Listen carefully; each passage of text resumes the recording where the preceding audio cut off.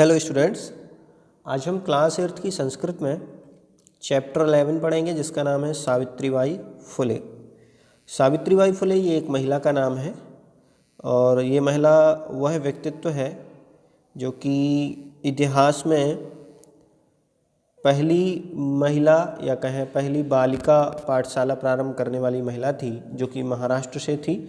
तो चलिए हम पढ़ते हैं सावित्रीबाई फुले के जीवन के बारे में कि उन्होंने अपने जीवन में कितना संघर्ष किया है, किस प्रकार से कठिनाइयाँ झेली हैं और स्त्री शिक्षा के प्रति, बालिकाओं के प्रति कितनी सजग रही हैं और उनको कितना सपोर्ट किया है। हम पढ़ते हैं सावित्रीबाई फुले।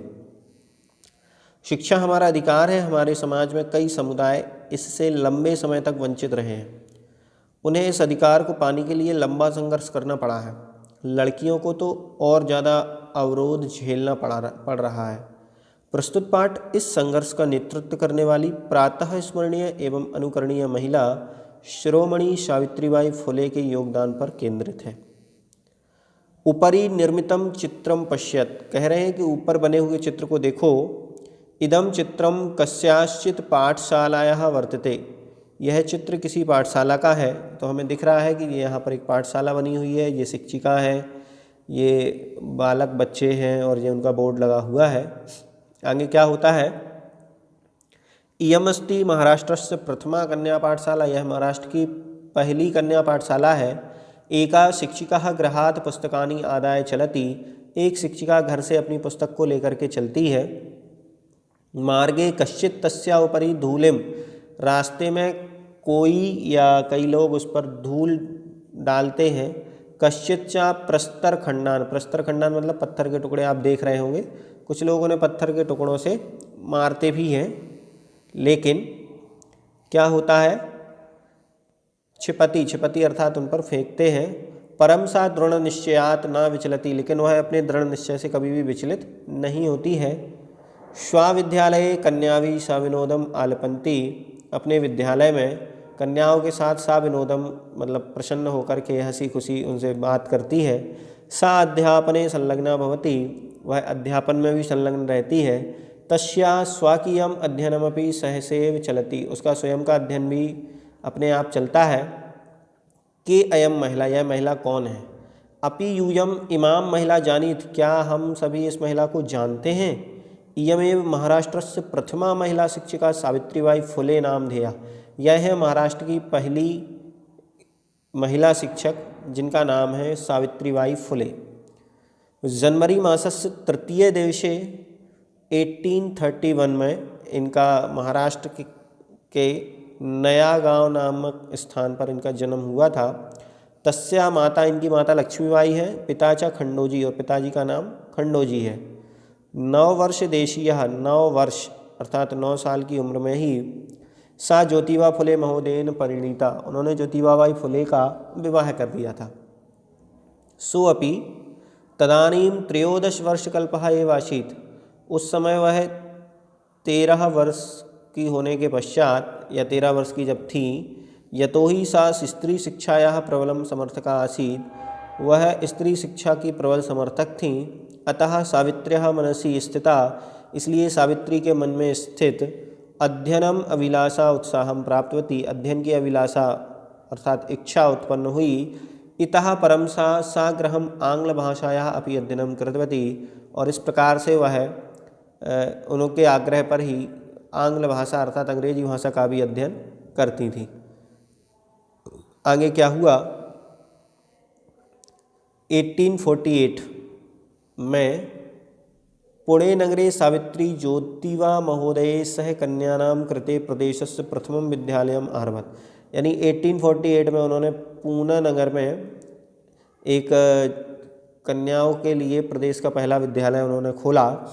तदानीं सा केवलम 17 वर्षीय आसीत, उस समय वो सिर्फ 17 साल की थी।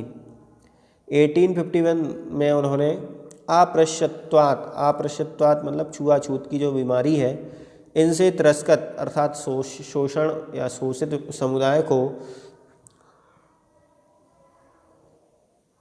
बालिकानां कृते पृथक्तया अपरः विद्यालयः प्रारब्धः, यानी उन्होंने महिलाओं के लिए विद्यालय तो प्रारंभ कर लिया, लेकिन उसमें कैसे निश्चित हो कि बड़े जाति के लोगों के बच्चे पढ़ेंगे या छोटी जाति के जिन्हें हम छुआछूत मानते हैं उनके साथ बैठना, पढ़ना, उठना, खेलना निषेध मानते हैं।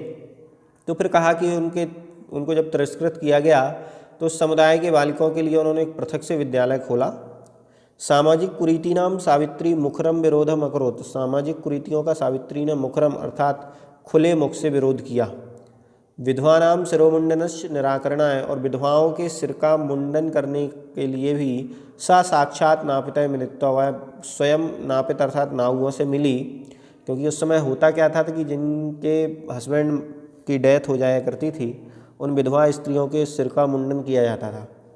फलतः केचन नापिता, इसके रिजल्ट में कई नापित अर्थात नाउओं ने अस्यारूढ़ सहभागिता अत्यजत, इस रूढ़ी में सहभागिता अर्थात साथ देना बंद कर दिया।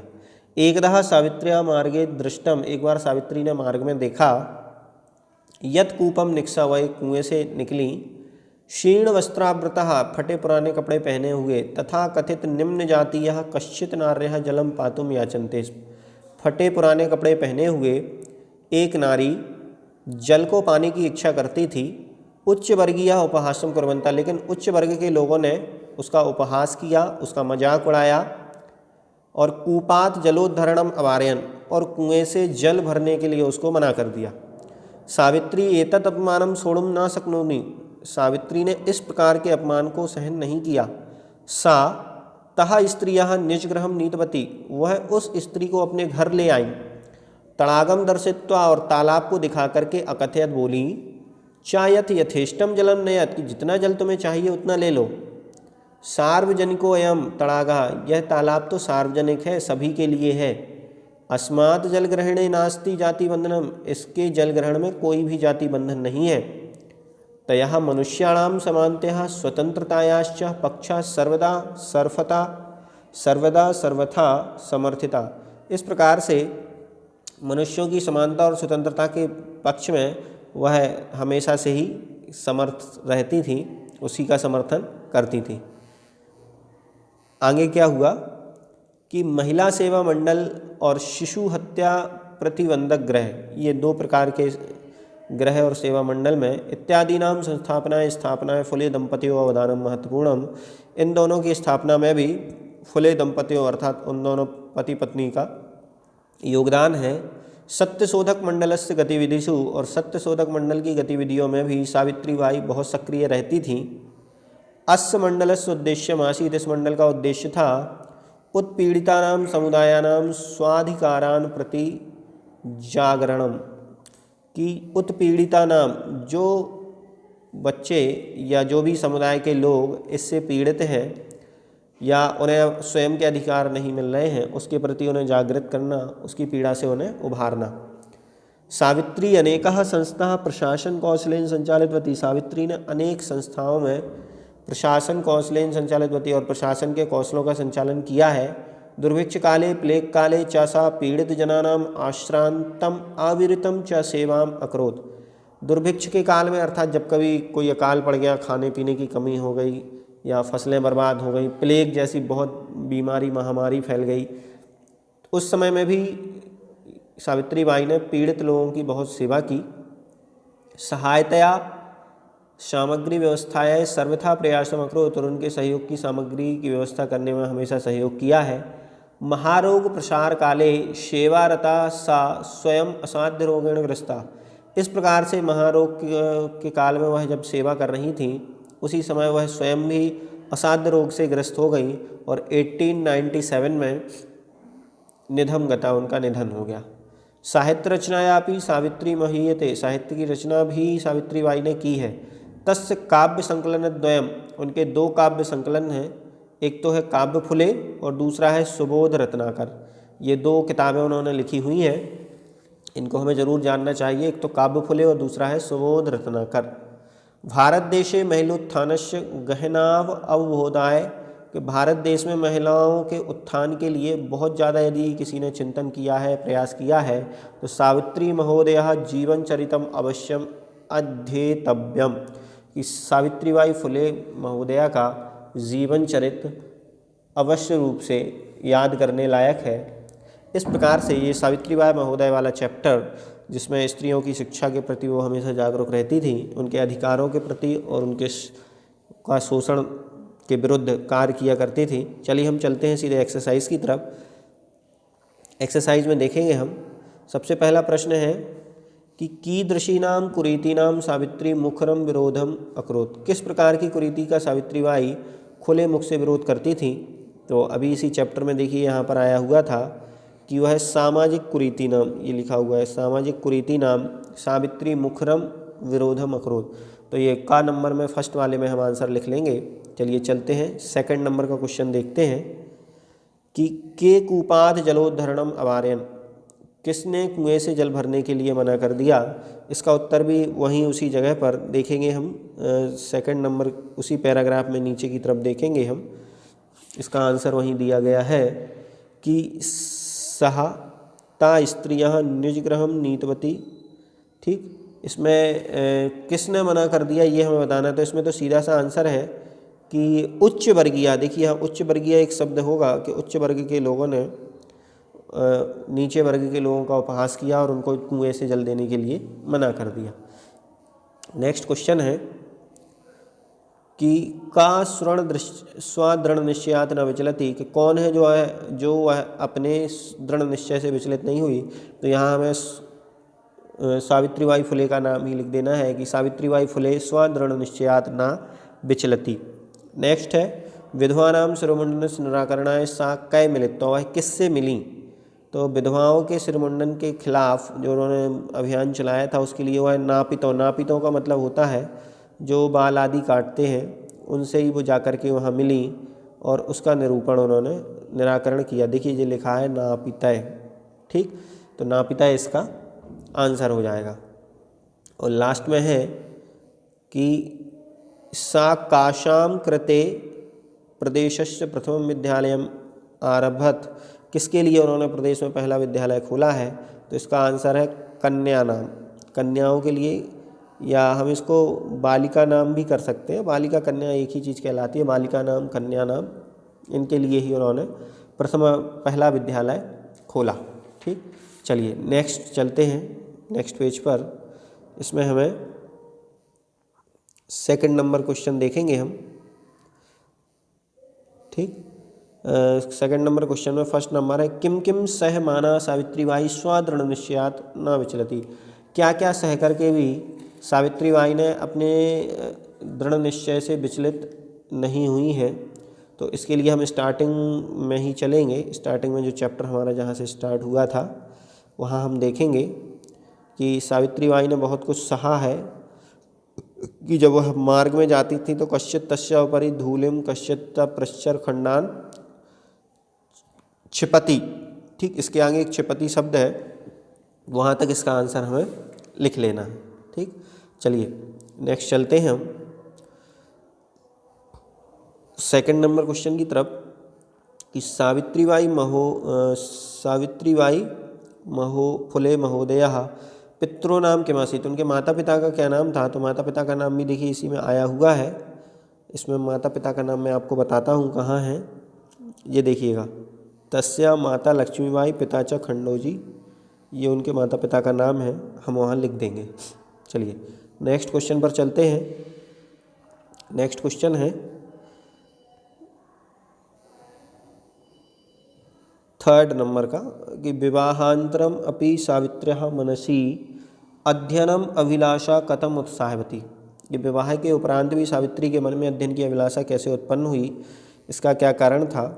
तो इसके लिए भी हम देखिए वहीं चलेंगे जहाँ इनके माता पिता का नाम लिखा हुआ था कि जब इनकी शादी हो गई है और इन्होंने अध्ययन कर लिया है तो उसके बाद भी इनके मन में ये अभिलाषा कैसे उत्पन्न हुई। आप देखेंगे ये स्त्री शिक्षा की बहुत बड़ी समर्थक थी, अतः सावित्री के मन में इस प्रकार की अभिलाषा उत्पन्न हो गई। ठीक, ये आंसर हम यहाँ लिख देंगे। चलिए नेक्स्ट क्वेश्चन पर चलते हैं कि जलम पातुम निवार्यमाणः नारीशा कुत्र नीतवती और किंचित ताकत। कि जल को लेने से जब मना कर दिया तो वह उस नारी को कहाँ ले गई और उससे क्या कहा। तो इसको हमने वहाँ पढ़ा हुआ था कि वह उसको अपने घर ले गई और उसको एक तालाब दिखा करके कहा कि जितना जल तुम्हें चाहिए उतना ले लो, ये जल सार्वजनिक है। ठीक, देखो यहाँ जो लिखा हुआ है, सह स्त्रिया निजगृहं नीतवती अकथयत सार्वजनिको अयम तड़ागा अस्मात् जलम ग्रहणेन नास्ति प्रतिबंधनम जातिबंधनम। इतना आंसर हमें उसमें लिखना है। ठीक, चलिए नेक्स्ट क्वेश्चन पर चलते हैं। नेक्स्ट क्वेश्चन है हमारा इसी में कि काशां संस्थानां स्थापनायां फुले दंपत्यो अवदानम महत्वपूर्णम। किन संस्थाओं की स्थापना में फुले दंपत्ति का महत्वपूर्ण योगदान है?